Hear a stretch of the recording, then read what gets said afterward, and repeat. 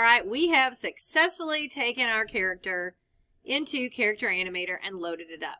I'm setting my rest pose, and you can see here my poor guy. There you go. Reacts to my mouth. And obviously, unless you are really like, doing a bunch of stuff, the mouths don't change a whole lot with the basic camera mouth positions. So, you know, setting up those visemes is really the best way to do it. But just start with the basics, and then hopefully if you have time, you can add your additional mouths in there.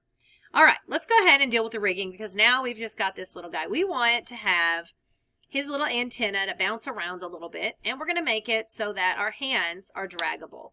Let's go ahead and rig. Pop over to Rig Workspace. The easiest thing is to click over in the layers. Remember, anything with a crown, we can apply a behavior to. So I've got antenna 2 here. What you're going to notice is this funny little green thing that's connecting. Oops, I clicked on it so you can't see it anymore. That just shows you how the antenna is connecting to the parent piece. Well, I don't like it connecting that way. So I'm going to take the center of it and I'm going to pull it so it connects more from like here. And that's just how to check your attachment on things. All right, now that I've done that, I can add my danglers down at the bottom.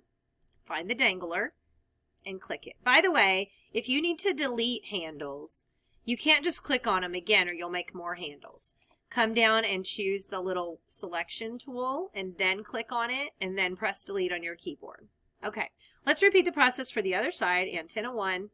I'm going to go ahead and connect this, work on the attachment there. Okay, and then again, I'm going to grab a hold of a dangler and click it on that little ball. Okay, let's go try it. So I'm going to go to record. I'm going to bounce my head around. Yay, look, gravity is at work. Now, if you didn't want them bouncing quite so much, you could put bones in here. But I'm not going to do that. I'll do that with the arm here in a second. Okay, that works pretty good. Let's move on to the next one. Let's go and do draggers on the arm. So let me find my arm. Now remember, I am clicked on dangler down there, so I've got to be careful to switch back to my white arrow tool, my selection tool.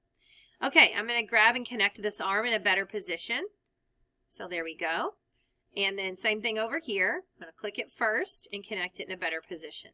And then we can add our dragger. So you're just going to add a dragger handle to the hand.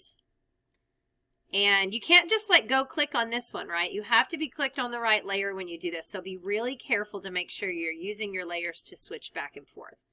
All right, so now it's in there. I'm going to put it without bones so you can see what it looks like. I'm going to rest pose.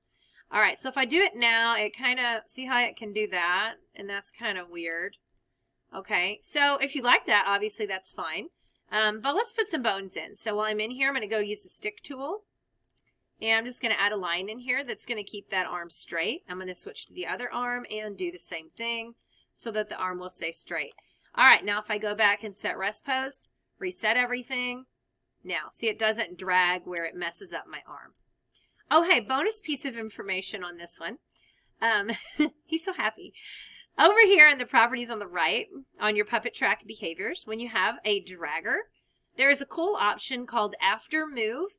And you can tell it what to do after you move it. It's set to hold in place. So if I do, you know, this, he keeps his hand up. And if I do this, he keeps his hand down.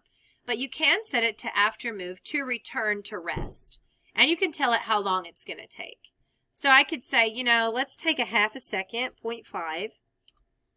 And then let me set my rest pose. Okay, now I'm going to move it and then let go of it and see how it goes back down.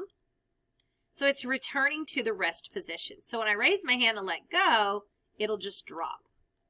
And you can make it drop slower, obviously, by changing that return duration. All right, so that was it for this one. We've added some nice little danglers. We've added some nice little sticks in there with a dragger. And we've made it so it returns to rest automatically. Join me in the next one for more.